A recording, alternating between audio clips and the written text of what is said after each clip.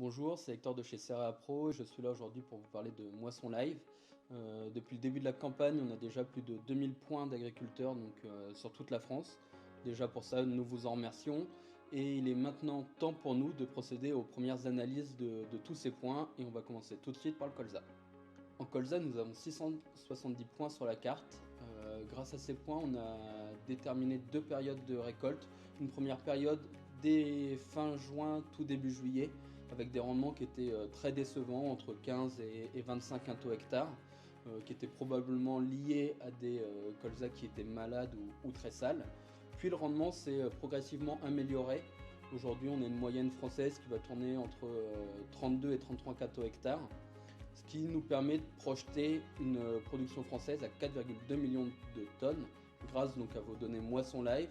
Ce chiffre de 4,2 millions de tonnes est légèrement supérieur au chiffre de l'État, du ministère de l'Agriculture, qui lui est à 3,98 millions de tonnes, et aussi un petit peu au-dessus des chiffres d'autres analystes. Côté variétal, donc les trois variétés de Moisson Live cette année donc, qui ressortent principalement, ça va être la LG Armada, Ellipse et RGT Ozone. On voit également que chez KWS, il y a la variété Mikados et Arianos qui ressortent très bien. Enfin, des nouveautés donc, de chez Lidea, ça va être Seos et Becito qui ont des rendements très prometteurs. J'en profite également pour faire une parenthèse Serra Pro. Donc nous avons encore des doses de colza à commercialiser là, pour la récolte 2024. N'hésitez pas à envoyer vos demandes de devis à l'équipe commerciale qui sera un plaisir de vous répondre. Le marché du colza d'un point de vue général oscille en ce moment entre 470 et 500 € tonne, principalement sous deux effets. On a déjà une récolte qui était meilleure qu'annoncée entre guillemets en France et également en mer Noire ou en Russie et en Ukraine, les rendements tendent à s'améliorer. Face à ça, on a chez le principal producteur mondial, le Canada, des conditions qui sont plutôt sèches et chaudes. Donc voilà, des conditions de culture qui se dégradent un petit peu, donc ce qui permet de maintenir un petit peu une prime de risque.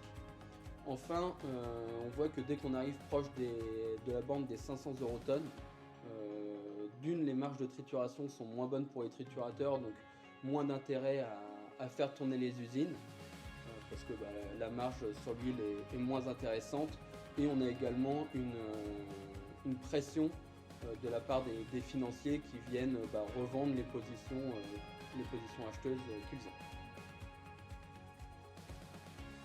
Bonne moisson du coup à ceux qui n'ont toujours pas fini, bon courage pour cette dernière ligne droite. Pour ceux qui ont déjà terminé, n'hésitez pas à renvoyer vos résultats pour affiner les potentiels sur la carte, que ce soit les potentiels qualité, également le rendement et la production nationale.